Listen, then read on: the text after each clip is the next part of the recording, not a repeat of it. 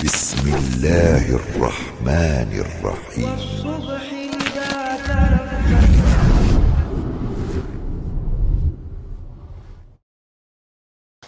Ia berbunyi a'udzubillahi minasyaitonirrajim. Bismillahirrahmanirrahim.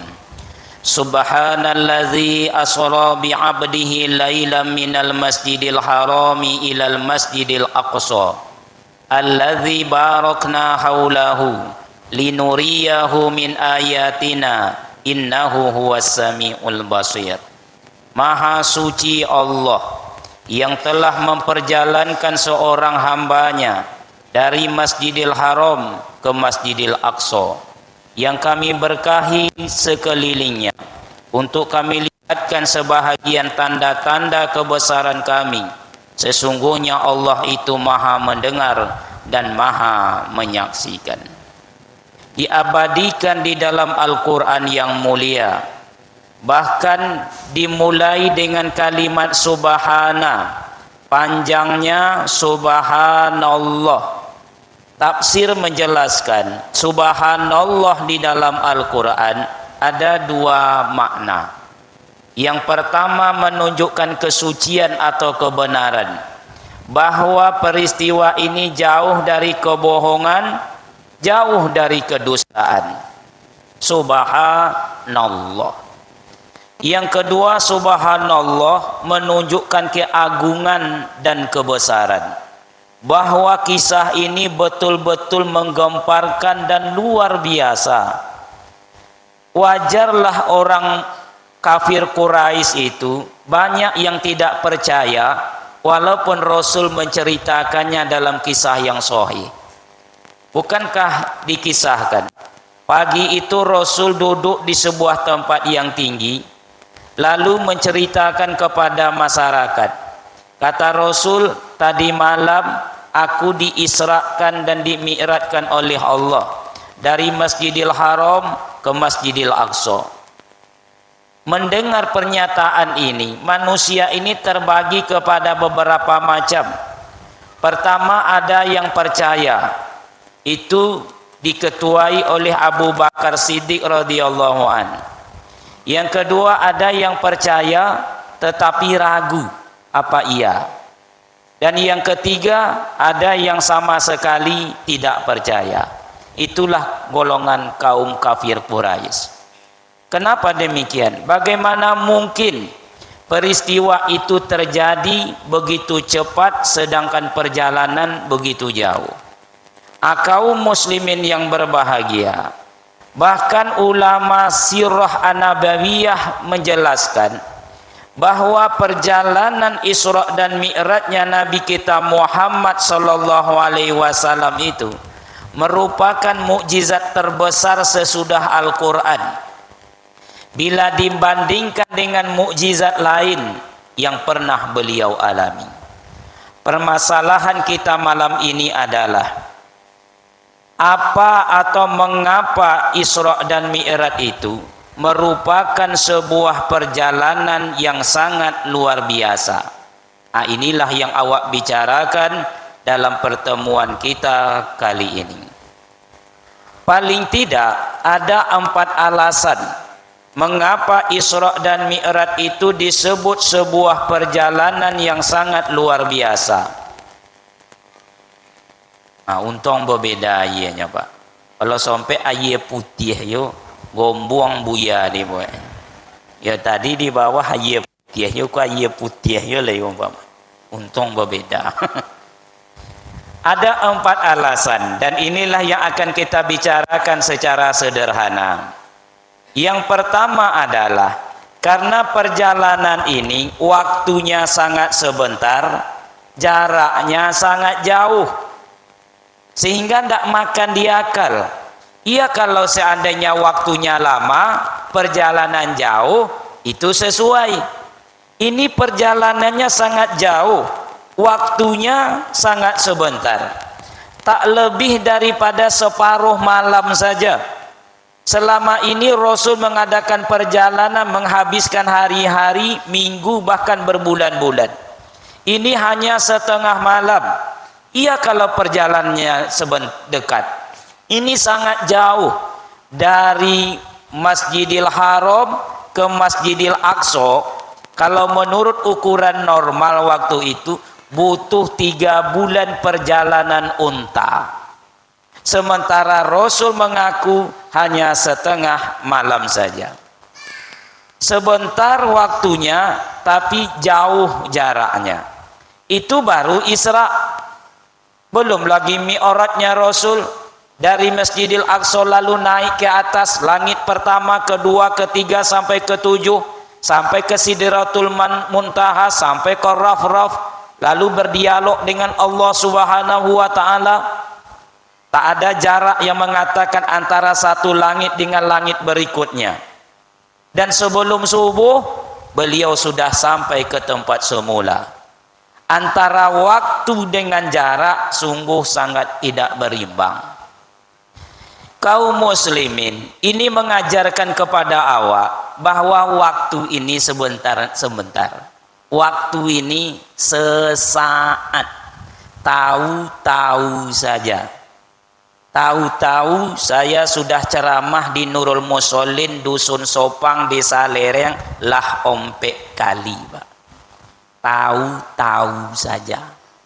Otang sampai di siku dindiang awak, Pak. Kemudian ditambah komuko. WC masih buruk, ini olah rancak. Tahu-tahu saja. Apa-apa yang ikut ceramah saya lah ompek tahun yang lalu masih sehat yole. Buya aneh. Hidup ini tahu-tahu saja. Anak-anak kok tahu-tahu berubah menjadi apa anak. Sebentar menjadi niniak mama.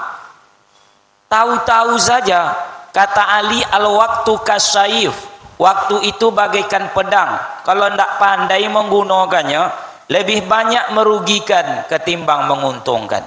Itulah makanya waktu yang sangat singkat itu singkat. Diingatkan Allah 5 kali sehari semalam. Belum awak bangun tidur Allah ingatkan dengan waktu. Wal fajri, demi waktu fajar, demi waktu subuh. Kenapa demikian? Kata Rasul, rakaat al-fajri, 2 rakaat sebelum subuh, khairum minad dunya wa ma fiha, lebih baik dari dunia dengan segala isinya. Itu kan menjagokan awak tuh Pak, supaya bangun waktu subuh. Bahkan Buya Hamka mengatakan, kalau ingin menengok orang beriman, tengoklah solat subuhnya. Kalau nak menengok orang Islam, tengok hari rayanya. Jadi kalau nak menengok orang beriman, tengok beko subuh, Pak. Ini bukan berarti yang tak datang subuh tak beriman. Kok menurut Buya Hamka, ukurannya subuh. Man sholla subha fi jama'atin faka'annama qoma nisfal lail. Ikut solat subuh berjamaah pahalanya seakan-akan solat sepanjang malam. Diingatkan Allah. Wal fajri. Matahari naik ke atas. Wadduha. Matahari tegak lurus. Wan nahar. Matahari condong ke barat. Wal asri. Matahari tenggelam di ufuk barat. Wal laili. Demi waktu malam.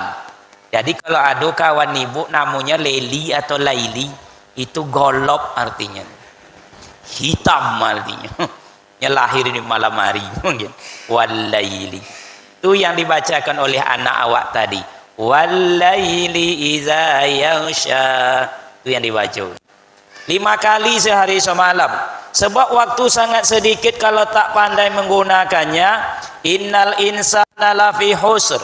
Manusia itu pasti rugi. Sementara awak tak ada yang ingin rugi. Bukankah 5 kali sehari semalam dipanggil supaya menjadi orang beruntung? Dalam kalimat hayya 'alal falah, mari merebut kemenangan, mari meraih keuntungan. 5 kali sehari semalam. Bahkan doa yang tak boleh bapak ibu tinggalkan adalah doa menjadi orang beruntung, yaitu Rabbana atina fid dunya hasanah wa fil akhirati hasanah wa qina azabannar. Kalau bisa doa ini jangan awak tinggalkan. Intisarinya menjadi orang beruntung dunia akhirat. Itu yang ditulis mahasiswa di kamar kosnya, Pak. Prinsip hidup beruntung. Belajar santai, masa depan cerah, istri cantik, mertua kaya, royal sama menantu, mati masuk surga. Iku beruntung betul orangnya. Punya rumah gadang, karpet tabantang, makanan taidang, ada udang jorandang, ditambah hampe-hampe Palembang, piti banyak di bank, kemana poinek apa tobang. Anak rajin sembahyang, suami ndak mato keranjang, alamat mati ndak masuk jurang. Untuk apa punya rumah batingke, sedan mangkilek, piti balipe, omeh sabelek, bini berompek, entah dari mana dapet. 5 kali sehari semalam supaya orang menjadi orang beruntung. Bahkan nyata pun kadang awak dapat kerugian, itu tetap dikaitkan dengan kata untung. Coba tengok omak-omak pergi ke pasar, Pak. Karena kelalaian mengontrol anak, anak jatuh masuk ke parit atau cucu masuk ke parit.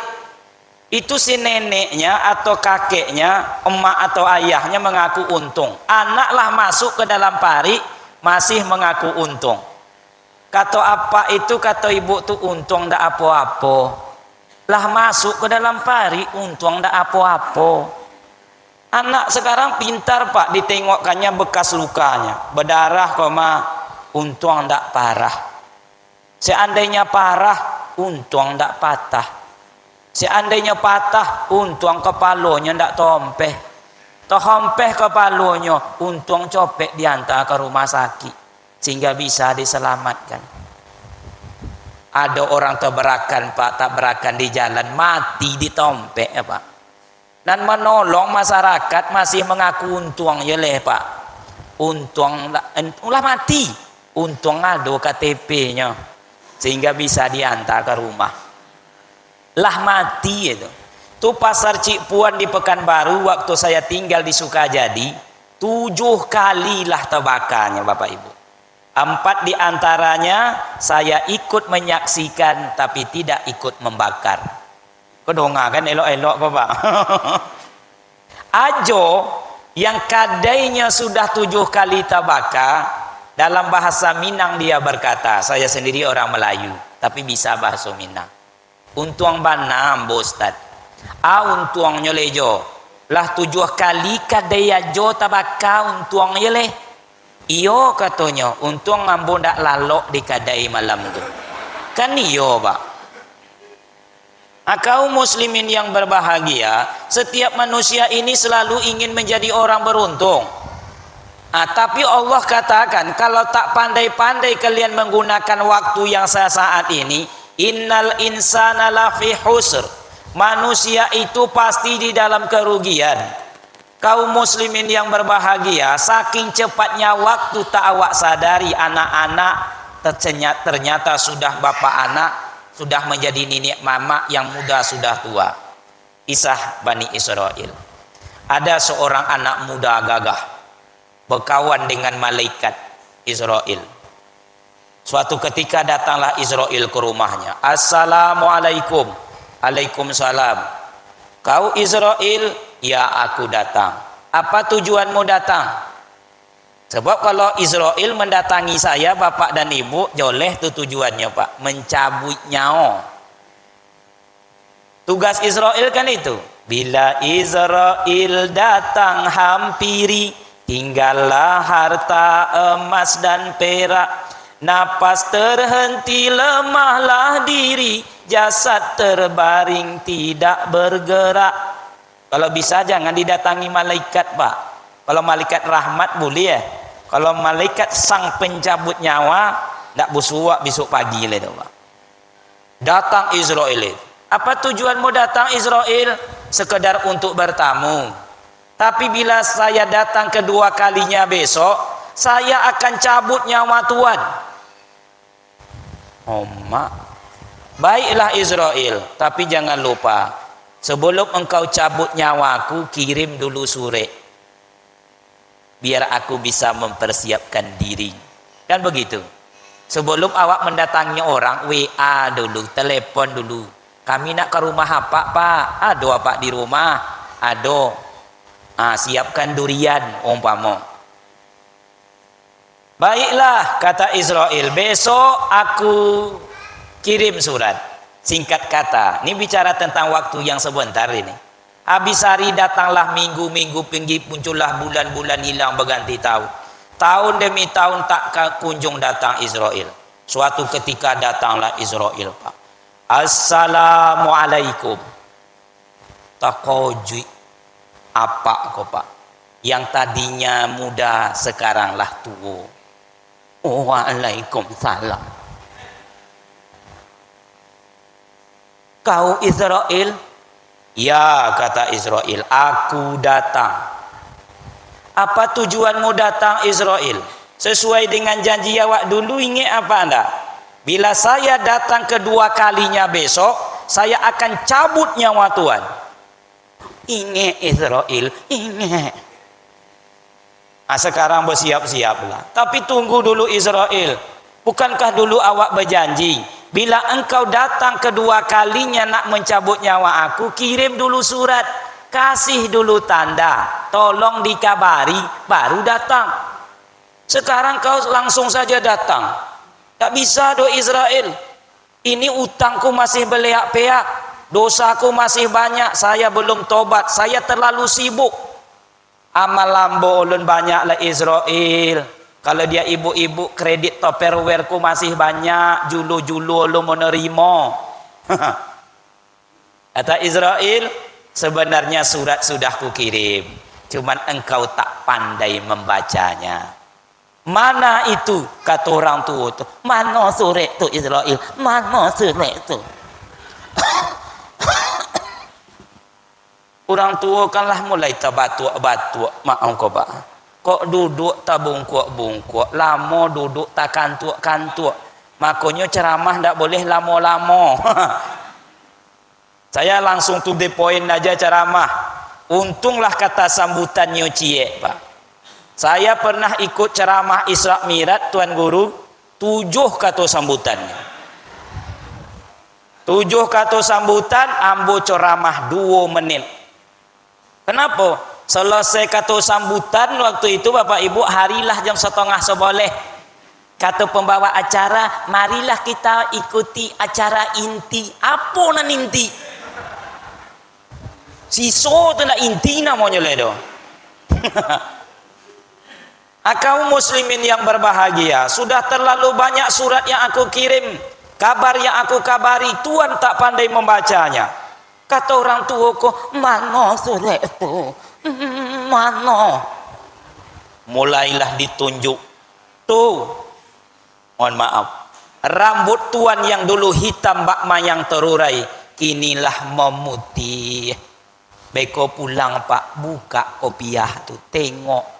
Oh mak, iyo rupanya lah banyak surat malaikat. Itu kalau dia perempuan, alisnya yang dulu bagaikan semut beriring, kinilah berserak. Surat dari aku. Tuh, pipi yang dulu mulus bak pauh di layang, kinilah kimpih ke dalam. Bibir yang dulu bagaikan asam seulas delima mereka, tak mau ledolah lari body. Badan yang dulu gagah bagaikan bima, perempuan bagaikan mak inang pulau kampai, kini tinggal terbungkuk-bungkuk. Oh, kata malaikat Israel, sudah banyak surat yang aku kirim, kabar yang aku kabari, cuman Tuhan tak pandai menggunakannya. Waktu begitu cepat berlalu, tahu-tahu saja. Irtani homsan qabla homsin. Makanya jago 5 serabun 5 kata Rasul. Jaga muda, sababaka, qabla haramika, sebelum tua. Ya kalau lah tua, kau kan tinggal kenangan waktu muda ndek Pak Ustaz. Kalau kami waktu muda, kalau durian tu bakar, buang sekali duduk tu Pak Ustaz. Kalau kini Pak, menengok aja lainnya Pak Ustaz. Tolok le. Tensi kolesterol tinggi, asam urat menambah. Kaum muslimin yang berbahagia, sementara perjalanan sangatlah jauh. Isra mengantarkan dunia, mi'raj perjalanan menuju kampung akhirat. Kata Imam Al-Qurtubi, perjalanan manusia itu cuma dua, jarak pendek, jarak panjang. Yang pendek itu mana? Dari lahir sampai mati. Saking pendeknya lahir diazankan, mati disolatkan. Berapalah lama antara azan dengan solat? Bahkan perempuan dikomatkan, mati disolatkan antara komat dengan solat. Umur umat Nabi Muhammad tak sepanjang umat dahulu, antara 70. Ya enggak, Pak? Yang paling banyak meninggal di akhir antara, kalau dah lewat 50 ke atas seperti saya sudah 55 lah mulai batas aman. Apa yang 60 insya Allah lah Pak, lah bisa goyang-goyang kaki lah, lewat masuk aman. Yang bahaya no, ketua berapa? Hati-hati, karena sekarang ini orang hidup di zaman 4P, pengawet, perasa, pewarna. Pengawet, pengerasa, pewarna, penyedap. Jadi berbahaya. Kalau umur Nabi Muhammad kan 63 tahun. Kalau awak yang berumur 50 tinggal 3 boleh tahun. Betul tak Pak? Yang umur 60 ikut Rasul tinggal 3 tahun. Ibu yang hari ini malam ini hadir umurnya 62 tahun 11 bulan 29 hari. Kalau ikut Rasul malamku malam terakhir. Putayolah lagu Roma. Malam ini malam terakhir bagi kita. Banyaklah beko bersalam. Kaum muslimin yang berbahagia, perjalanan ini jauh. Iya, perjalanan dunia tak panjang. Yang jauh itu perjalanan ke kampung akhirat. Begitu awak dimasukkan ke dalam liang lahat, tidak lagi berlaku tanggal dan hari itu. Selama-lamanya sampai besok bumi mengeluarkan isinya. Itu baru alam barzah, alam penantian. Belum lagi hari awak dibangkitkan dari kubur. Afala ya'lamu idza bu'thira ma fil kubur. Yaumul ba'ats, hari dibangkitkan. Sekian pula perjalanannya. Hari awak besok dikumpulkan di padang mahsyar. Kata Rasul, manusia itu dikumpulkan ke padang mahsyar berdasarkan amal. Ada manusia itu ditenggelamkan oleh keringatnya sampai ke mata kakinya. Ada yang sampai ke lututnya, ada yang sampai ke pahanya, ke perut, ke bahu, bahkan menutup separuh mulutnya. Matahari 1 mil di atas kepala. Namanya berkumpul di padang mahsyar, yaumul mahsyar, yaumul hisab. Nah, satu-satu saya Bapak dan Ibu, kalau hari ini awak lepas dari pengadilan dunia, ambo besok akan masuk pengadilan akhirat.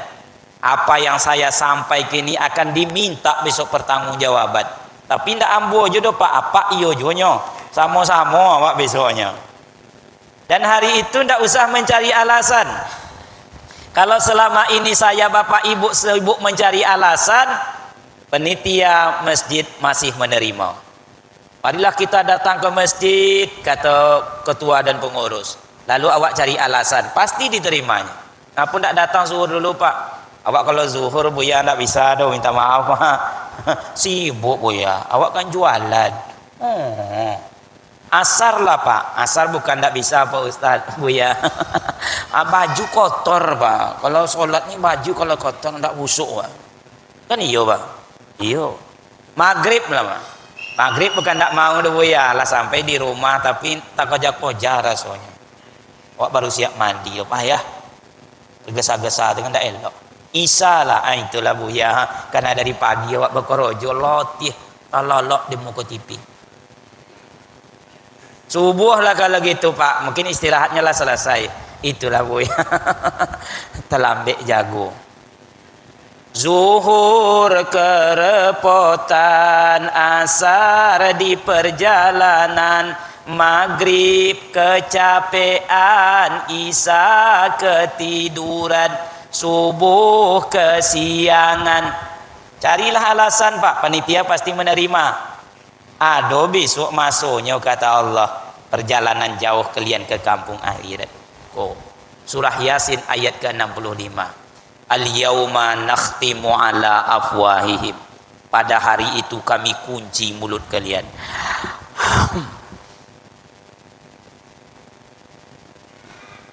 Wa tukallimuna aidihim. Kau tangan kau diam napa? Besok bercakap kau. Sekarang saja tangan kalau sudah berbicara kalah mulut dibuatnya. Itu makanya kalau guru nak menyuruh muridnya diam, tak perlu membentak, cukup meletakkan jari di muka, diam mana. Anak-anak bapak, anak-anak ibu, diam. Tengok kekuatan tangan polisi. Waktu lampu merah mati, kan datang polisi itu. Prit. Sebelah tangan dia Pak, beronti puso bagi dibuatnya Pak. Begitu dia melambaikan sekali saja, berjalan seluruh mobil dibuat. Tak ada baca-baconya tu ada. Menunjukkan kekuatan tangan. Ibu kalau lah bertongkar dengan laki, ibu, lalu laki menengokkan tangan, jangan dokek je lah. Bertempeleng namanya kau. Kok siko bang. Oh bahaya kau. Itu menunjukkan tangan ini lebih kuat dari mulut. Bukti kebenaran firman Allah surat Yasin 65. Besok tangan kalian tu nak bercakap. Watasadu arjuluhum, kaki akan menjadi saksi. Bimakanu yaksibun, dari apapun yang pernah kalian lakukan. Hari itu yaumul hisab. Hari di mana awak menerima kitab catatan amal. Hari ditimbang amal. Makanya hari ini kalau bisa jangan awak sibuk menimbang amal orang. Perjalanan awak kau masih sangat panjang. Dunia kau lama dah bapak ibu. Itulah tadi itu. Yang lama besok perjalanan menuju akhirat. Mi'raj itu sangat jauh. Menghadap kepada Allah. Nah besok awak ditimbang amal. Satu zarah pun tidak akan dirugikan. Usahakan bapak ibu mau melangkahkan kaki menuju masjid. Setiap langkah dicatat oleh malaikat. Kata malaikat, langkah pak. Man roha ilal masjidil jamaati wahud watun tamhu sayyaatan. Wahud watun taktubulahu hasanah. Langkah kedua ditulis pahala.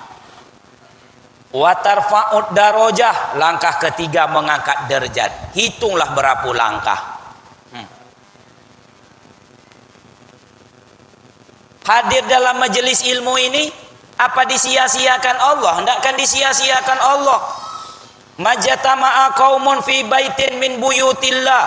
Tidaklah berkumpul suatu kaum di salah satu rumah Allah. Yatsluna kitab Allah, dibacakan kitab Allah, lah dibacakan oleh anak awak tadi.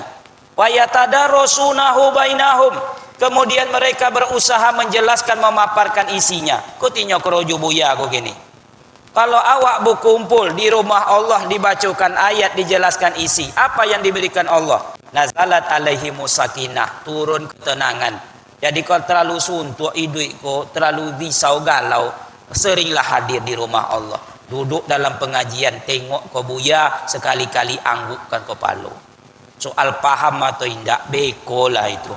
Nan pontiang mau angguk. Sebab mau angguk di depan orang nambah cakap dengan nawak, itu salah satu sunnah yang terlupakan. Rasul mengatakan yasiru wala tu'asiru, basiru wala tunafiru. Mudahkan urusan orang, jangan dipersulit. Gembirakan orang, jangan ditakut-takuti. Salah satu mengembirakan orang, tengok kainyok angguk kan kepala. Walaupun angguk ada ompek macam. Satu angguk paham. Yang kedua angguk berbahasa basi. Nampak kanan mengangguk, kiri mu angguk, awak nak indak mu angguk, lalunya mu angguk. Yang ketiga angguk menahan kantuk. Non ko ampe angguk buat rencana. Dari tadi omak tu mu angguk, ulun tentu paham lah. Dia sudah menyusun rencana. Beko selesai ceramah, beko singgah di kodai sebentar. Apa nak akan dimasak besok pagi? Oh iya, bolikan teriso on kantang seperompe. Muanggu yo. Terserahlah bapak ibu. Tak usah khawatir, semuanya dicatat rapi oleh Allah. Namanya Yaumul Mizan. Bersuruh awak besok tu besok jawab. Yaumul Mizan. Usahakan itu lagi. Kata Allah sebesar zarrah. Sekali tarik senyum saja awak bersuruh dengan orang. Tadi kan banyak jamaah suruh dengan ambo. Buya kan. Kemari buya leh ya. 5 dapat apa? Sekali senyum 5 hal. Yang pertama, senyum itu memberikan kemudahan. Jadi kalau senyum awak dengan orang terasa mudah. Itu makanya bagian pelayanan di kantor, di pabrik, di bank itu selalu ditulis layani dengan senyuman. Coba kalau seandainya pelayanannya tidak dengan senyuman, datang awak ke hotel, apa pak? Apa napa pak? Apa? Balik orang jadinya pak, lari pelanggan dibuat. Tak usah awak sikol bonci kan nengok. Senyum itu mendatangkan keindahan. Seburuk-buruknya lelaki dan perempuan, kalau senyum elok mukonya. Itu makanya bapak ibu, omak-omak awak di kampung ndak kenalnya alat kosmetik nanti golamari itu doh. Dan kenal cuman bedak pipa nomor 5.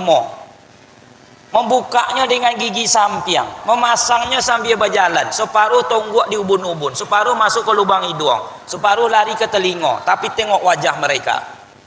Respect kata orang sekarang, komunikasi, bersahabat. Kenapa? Kuncinya di situ. Beda dengan ibu zaman now, tapi bukan ibu-ibu. Alat kosmetiknya 3 lemari, memasangnya 2,5 jam. Segalonya didompolnya ke mukanya. Tapi tidak mau senyum.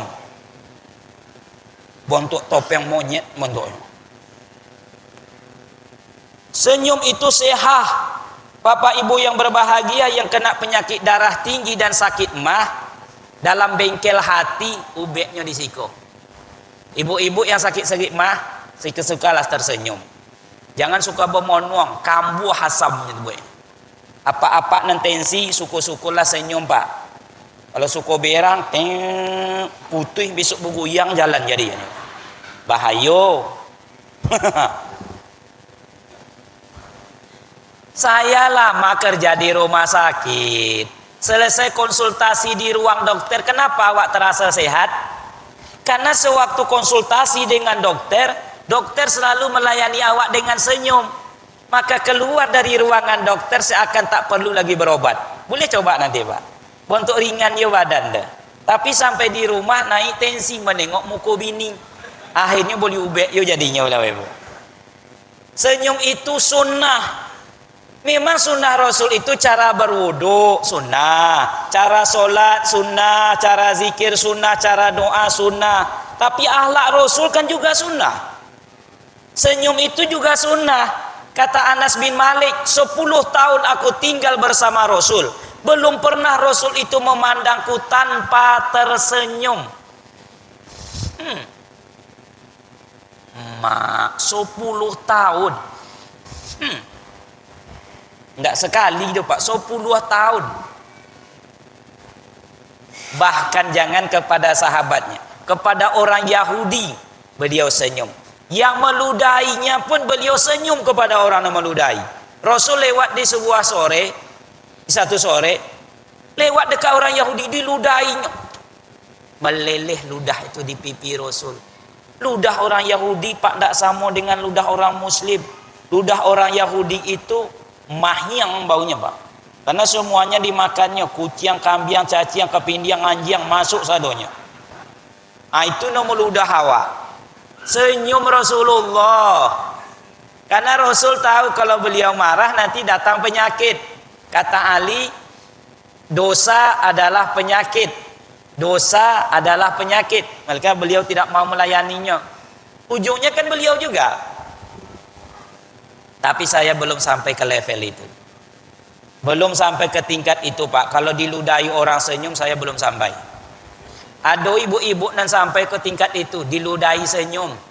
Kalau ada ibu diludahi senyum ibu, woi komuko, biar ambo ludahi. Ustadz, saya belum sampai. Kalau ada jamaah meludayam, bu, mohon maaf ku ambo, terpasu ambo balik dengan ludah badahak. Kok pakai dahak Pak Buya? Bungonya. Kaum muslimin yang berbahagia, bahkan senyum itu sendiri sedekah. Tubasumika fi wajahi wa akhika sodako. Senyum yang kau berikan kepada saudaramu itu sedekah. Baru yaumul mizan, belum lagi awak menempuh sirat besok. Barulah awak kalau dimasukkan langsung ke dalam surga, kholidina fiha abada. Atau jangan-jangan awak dimasukkan dulu ke dalam neraka, kholidina fiha. Kaum muslimin, berapa tahun? Wallahu alam. Perjalanan sangat jauh, tapi ditentukan oleh waktu yang sangat sesaat. Oleh sebab itulah Isra Mi'raj ini mengajarkan kepada awak pandai-pandai menggunakan waktu. Yang kedua adalah, kenapa perjalanan Isra dan Mi'raj ini disebut perjalanan yang sangat luar biasa? Karena perjalanan itu dipersiapkan oleh Allah. Rupanya Bapak Ibu, sejauh apapun perjalanan, sehebat apapun tantangan, kalau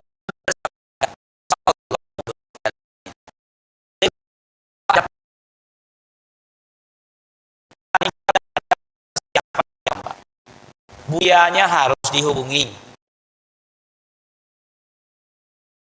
Kalau tidak ada persiapan, betul? Harus ada persiapan. Dalam perjalanan ini betul-betul dipersiapkan Allah. Rasul sendiri mengatakan, malam itu aku tidur di rumah Ummu Haning, tidak jauh dari Ka'bah. Adik-beradik dengan ayahnya, Ummu Haning.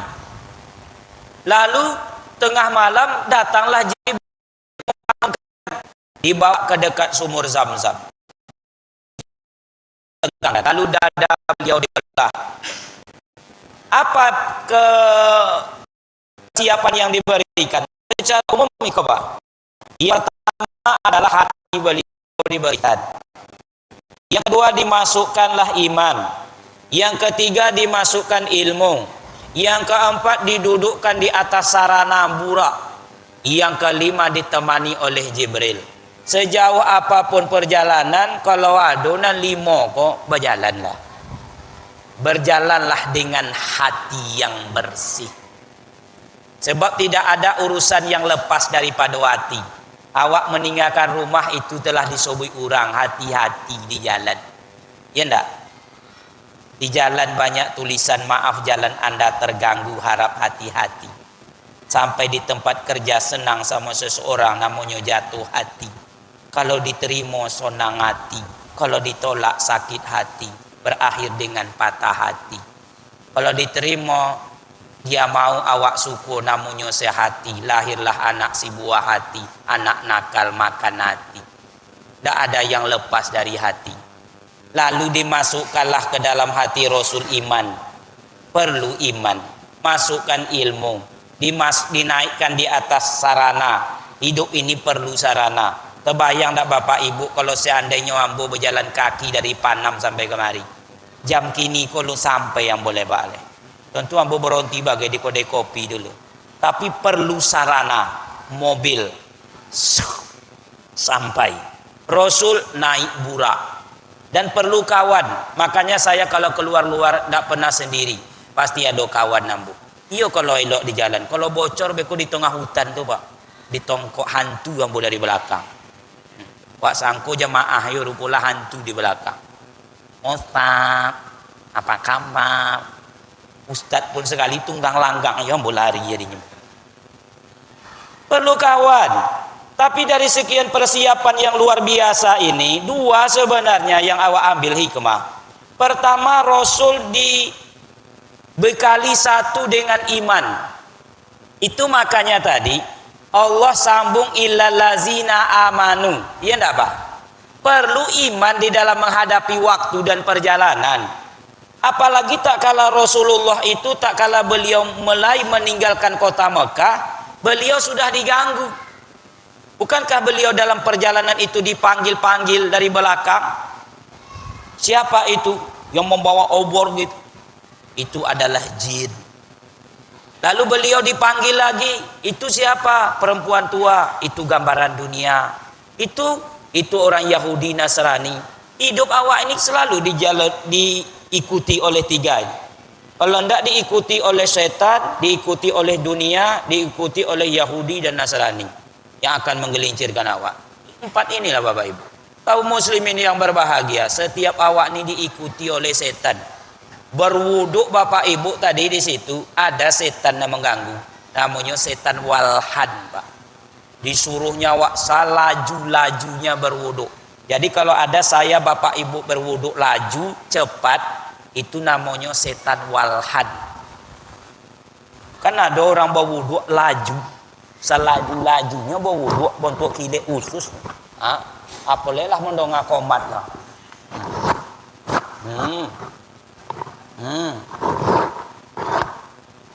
Itu setan walhan. Solat awak setan hanzab. Salah satu cara setan hanzab dibuatnya awak malas melakukan solat. Wa iza qamu ila sholati qamu kusala. Orang munafik bila berdiri solat dia berdiri dengan loyo. Dibuatnya mata wak 5 watt. Badan bungkuk, mau angkat tangan bantu orang sakit 3 bulan. Allah.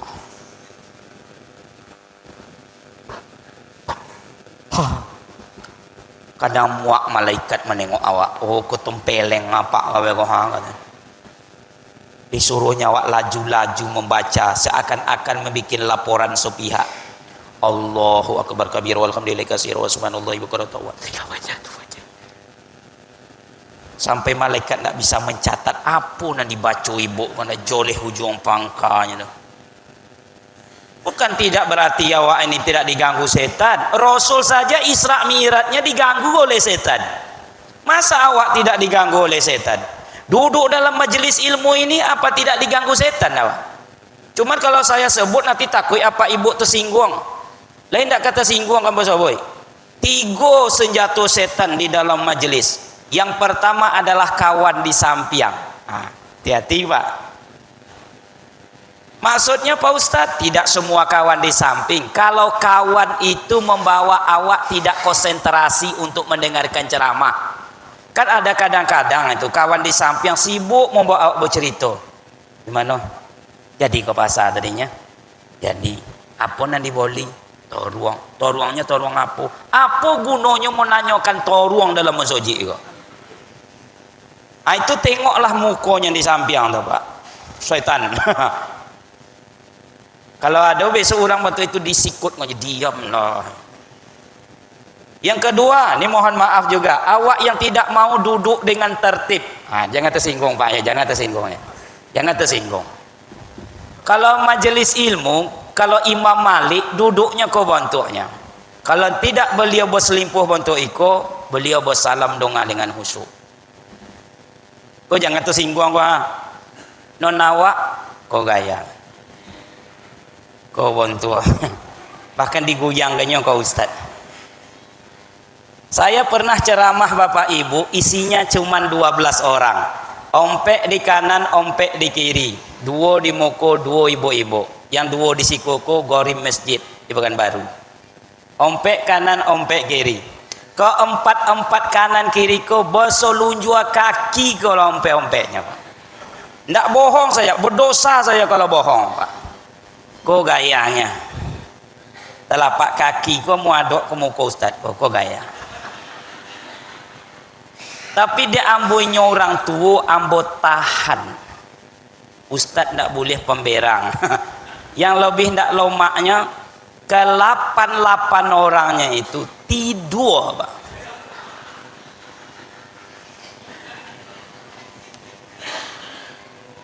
Tinggallah 2 orang gorib. Bukannya mendengarkan ceramah, sibuk main HP keduanya Pak. Tinggal 2 orang ibu-ibu. Saya kira ibu mau mendengar, berselimpuh memang duduknya, menunduk seakan-akan khusyuk.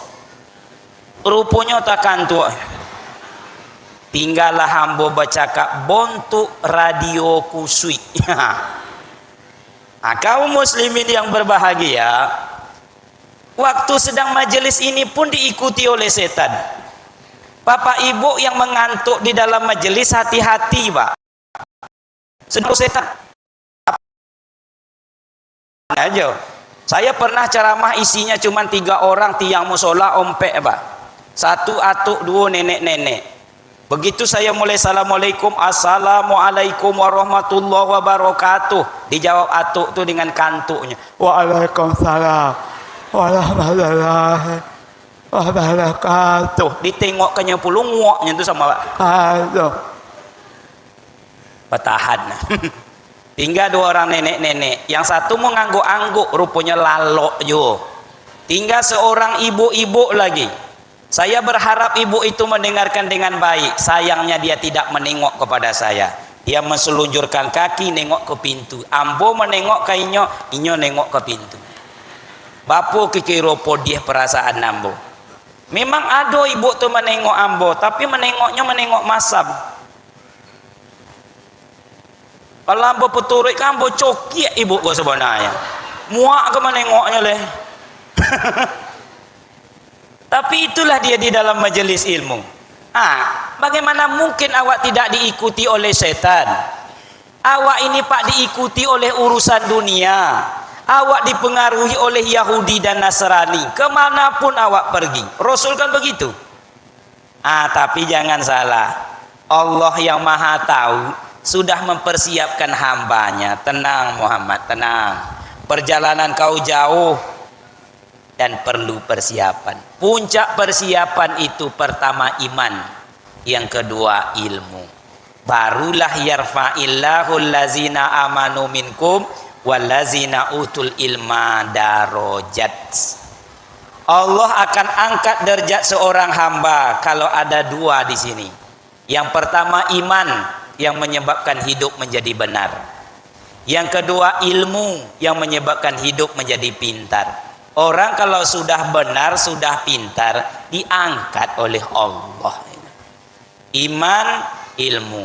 Imannya yang mana? Iman yang sampai ke tingkat ihsan. Ma huwa ihsan? Tanya Jibril kepada Rasul. Kata Rasul, anta'budallaha ka'annaka tarahu, fa illam takun tarahu fa innahu yaraka. Ihsan itu iman yang paling tinggi, yaitu engkau merasa ditengok, ditatap oleh Allah dimanapun engkau berada. Kalau sampai tertanam hati di iman apa montok iko pak onde ambo sebagai ustad malam kolah pueh rasanya. Bukan berarti saya sudah sampai, ndak do pak, tapi kalau seandainya lah tertanam merasa ditengok oleh Allah sehingga tak perlu lagi pandangan manusia. Kalau itulah tertanam langsung ditengok, tak kala bapak ibu dihadapkan dengan perintah muncul sungguh-sungguh. Allah kan nengok. Kapan sholat orang paling bagus pak, bacaan gerakannya, rukuknya, sujudnya, tumakninahnya? Kapan sholat, waktu kapan bu? Waktu berjamaah pak ustad, itu pahalanya bisab'in wa isrina darajah. Waktu tahajud pak ustad, itu ketenangannya. Waktu hari raya pak ustad, itu banyak orangnya. Kapan solat orang paling elok penampilannya, elok gerakannya, elok bacaannya? Waktu solat kapan? Waktu dia ikut lomba solat. Kalau tidak percaya, cubalah pak. Kau anak kau kalau sampai ikut lomba solat, Allahu Akbar kabirau walham. Mantapnya minta ampun.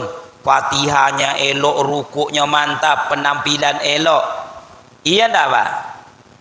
Tunggu sebentar lagi, akhirnya anak ini juara. Coba subuh nanti suruh anak ini sholat. Sholatlah. Tadi malam kau juara 1, diambilnya kain sarung digulung, tak berpasang. Allah kadang terlopeh lu kain sarung. Itu yang juara 1 malam tadi itu. Sekarang subuhnya bentuk itu. Anak, muncul pertanyaan, kenapa berubah? Karena waktu sedang lomba sholat dia sadar sedang ditengok, dilihat, ditatap oleh orang lain, dinilai oleh dewan juri. Dan dia tahu kalau dia elok-elok dapat nanti hadiah. Bagaimana kalau itu tertanam di hati awak? Pastilah awak elok-elok. Allah nak ditengok orang nak ndak elok. Sendirian di rumah Allah nengok. Allah zikir. Kenapa orang sekarang tengok? Ada orang istighfar sambil menguap, Pak. Bukan dia tidak tahu cara istighfar. Yang kurang dia tahu tidak merasa didengar oleh Allah. Ada orang istighfar sambil menguap. Dah jelas berdosa minta ampun sambil menguap. Astagfirullahaladzim. Kata malaikat konan surang kau ndak usah dicatat lah, tengok.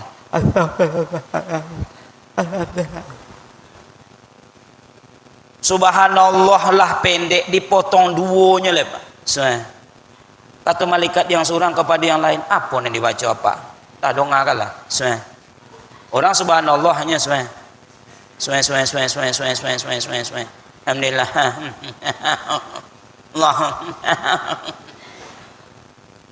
Kaum muslimin permasalahannya di sini, masalahnya itu. Tak merasa ditengok, ditata oleh Allah, ihsan namanya. Ilmu setinggi-tinggi ilmu kata Ibnu Mas'ud adalah ilmu yang menyebabkan engkau takut kepada Allah. Walaupun itu ilmu umum, tapi dengan ilmu itu dia semakin takut kepada Allah. Itulah sebenarnya puncak ilmu. Menyebabkan seseorang itu semakin takut kepada Allah. Itu makanya dalam Al-Quran yang takut kepada Allah adalah para ulama. Ulama ini jangan disebut ustadz, Pak. Orang yang paham masalah apapun dia paham. Ulama yang menyebabkan kata Ibnu Mas'ud ia semakin takut kepada Allah. Wah, yang ketiga, ini janji awak 4 nih, Pak. Jadi Bapak Ibu yang rasanya ingin terlalu lama ceramah kok nak pulang nak apa doh, Pak doh. Silakan. Ambonan jauh ndak pulang, apa nan dokek nak pulang, pulanglah. Ambon ndak kan selesai do sebelum selesai ceramah ko do, Pak. Saya kan pernah ceramah tadi ko sobui 3 orang cumannya, Pak. Nyo penyakit jemaahku kan macam-macam. Kalau lah muaknya menengok ustaz tu gilo kan menengok jam korojonya kan. Ada tuh. Siap ditengoknya jam, ditengok kanyo kok ustaz. Saya tidak marah Bapak Ibu menengok jam, tengoklah. Asalkan janganlah menengok jam sewaktu saya menengok apa. Kini seolah ikut nak menengok jam. Nak nengok jam, Pak, tengoklah kini. Tengoklah. Tengok. Tak kata singgung ambon. Yang tak lemak pas awak menengok beliau. Oh, ndak makan gertak saya do, Pak. Ndak kan turun nambo do, Pak do. Merangkak pun apa menengok jam pun ndak kan peduli nambo do. Kaum muslimin yang berbahagia. Lalu apa yang ketiga yang menyebabkan perjalanan ini luar biasa? Yang ketiga adalah karena beliau berjumpa dengan tempat dan orang yang luar biasa. Betapa sering kadang-kadang tempat yang biasa, tapi karena luar biasa diciptakan orang, banyak orang ke situ. Di Siko ada tompek orang ngejalan-jalan ya, Pak. Tompek wisata. Pasti ramai biasanya. Iya enggak?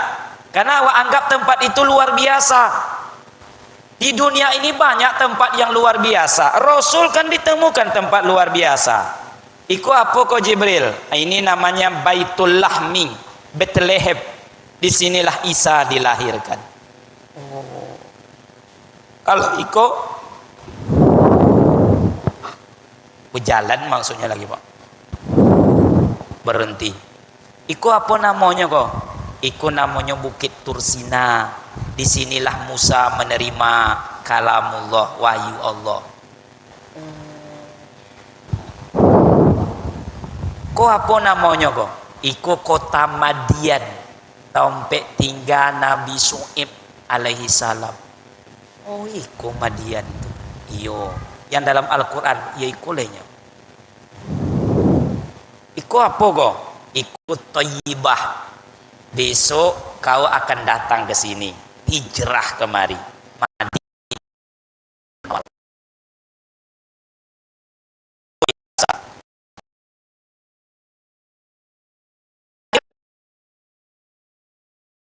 Berlabuhnya besok orang beriman beramal soleh sarugo. Wa basiril lazina amanu wa amilus solihati anna lahum jannatin tajri min tahtihal anhar. Sampai berkumpulnya orang-orang beriman beramal soleh. Kalau ikut ke neraka namanya. Jadi besok di akhirat tempat cuma duanya, Pak. Kalau awak yang ngumpul di Nurul Musholin ini tak ada dalam surga, bu, tak payah menengoknya doh, tengok dalam neraka. Jumpo tuh, Pak. Mano apa tuh? Kau ndak ada dalam surga, tengok dalam neraka. Mak, tunya Pak tulah hangwi ha. Ibu tuh kau ndak ada dalam surga. Padahal dulu waktu Ustadz Samsul Rijal mengajinya ikut mengaji. Kata orang dalam hadis sahih, man salaka tariqan yaltamisu fihi ilman sahalallahu lahu tariqan ilal jannah. Siapa yang korbankan waktu, tenaga, pikiran, perasaan hadir dalam majelis ilmu, Allah mudahkan baginya jalan menuju surga. Seharusnya ibu tuh masuk surga dengan awak.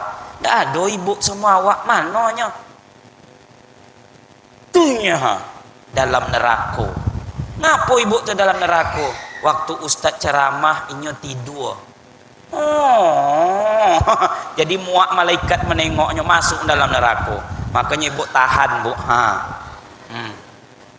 Beko kalau ada makan lontong sudah iko kok beko Pak umpamanya ndak kan tidur Pak makan lontong tidak Pak.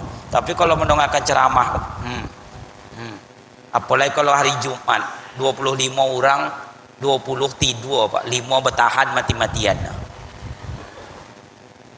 Kaum muslimin yang berbahagia, tapi tempat yang paling luar biasa di bumi ini yang akan menentukan tempat awak di kampung akhirat duanya, Pak.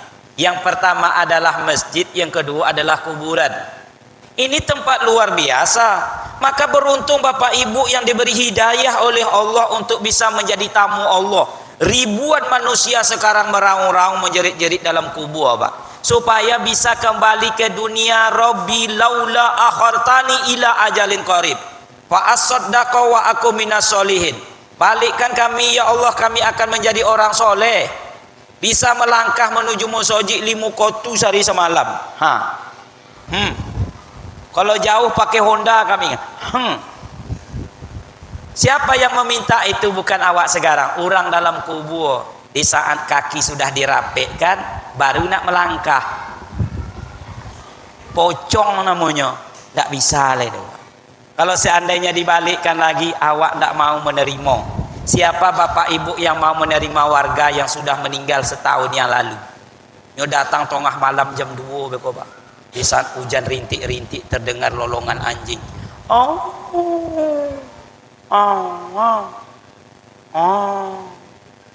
Datangnya ke rumah Pak RT. Assalamualaikum. Siapa? Aku. Meninggal setahun yang lalu. Bahaya, Pak. Kalau sempatlah mereka balik ke dunia, awak tak bisa azan sini dah, Pak. Duluan nantu tu azan. Allahu akbar. Allahu akbar. Awak tak tolok datang dia buat ini. Kaum muslimin, ini tempat yang sangat luar biasa. Yang kedua, kuburan. Makanya kata ulama, bila kalian melihat kuburan, ketahuilah itu adalah tempat berkumpulnya orang-orang yang sudah mati. Perkampungan orang mati di situ. Dan kalau kalian mendengarkan jeritannya, kalian tidak akan pernah ziarah kubur. Kubur sempit, gelap, sendirian. Makanya sekali-kali sesibuk-sibuknya awak, kalau orang mati, ikutlah mengantarnya ke kubur. Pahalanya sebesar bukit Uhud. Tapi jangan sekadar mengantar lalu bercerita. Tengok. Ikulah disobik buya tempat luar biasa. Sempit, gelap, sendirian. Masing-masing awak dapat jatah. Nak kaya, nak miskin, nak tua, nak muda. Jangankan untuk berdiri, duduk pun tak bisa. Jangankan duduk, terlentang tidak memungkinkan, miring ke kanan ke arah kiblat. Mati itu terlalu sakit, di dalam kubur terlalu sempit. Ular dan kala datang menggigit, papan dan bumi pula menghimpit. Liang lahat muat seorang, dalam muat berdua dah pak, seorang. Gelapnya wahai tidak terperi, selesai tanah ditimbun orang, tinggallah badan seorang diri. Harta dan anak serta menantu tidakkan dapat mengambil alih, hanyalah amal dapat membantu dan doa dari anak yang soleh. Kain pelekat dibawa mandi, sehabis mandi dibawa pulang, amal ibadah dibawa mati, harta yang tinggal dibagi orang. Kaum muslimin yang berbahagia, Rasulullah sallallahu alaihi wasallam berjumpa dengan orang luar biasa. Langit pertama, ini hampir selesai ceramah. Jumpa dengan Adam alaihi salam. Iku rupanya Adam yang diceritakan dalam Al-Quran. Tingginya menurut ulama 250 meter. No tinggi-tinggi bona dah Pak. 250 meter, seperompek kilo. Oh ma. Duduk di atas kursi. Tak kala ia menengok ke kanan, dia tersenyum. Nengoknya ke kiri, dia bersedih. Lalu Rasul bertanya sama Jibril, kenapa Adam itu nengok ke kanan tersenyum, nengok ke kiri bersedih? Dia nengok ke kanan, nengok roh-roh anak cucunya yang bakalan masuk surga. Beruntunglah hapak dan sebelah kanan. Tak kala menengok ke sebelah kiri. Mohon maaf Pak Kepala Desa. Agak bersedih menengok anak cucunya yang bakalan masuk neraka. Dari siku ke sebelah kemari.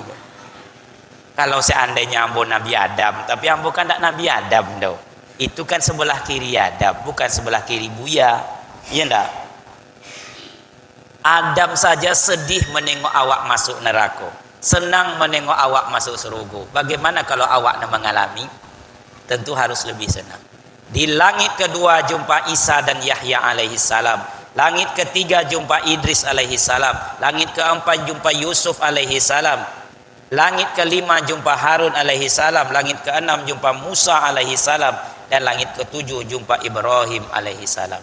Awak pun akan berjumpa dengan orang macam ragamnya Pak. Ada orang soleh, ada orang salah, ada orang beriman, ada orang preman. Di mana di situ ada Ibrahim, pasti di situ ada Namrud. Betul enggak Pak?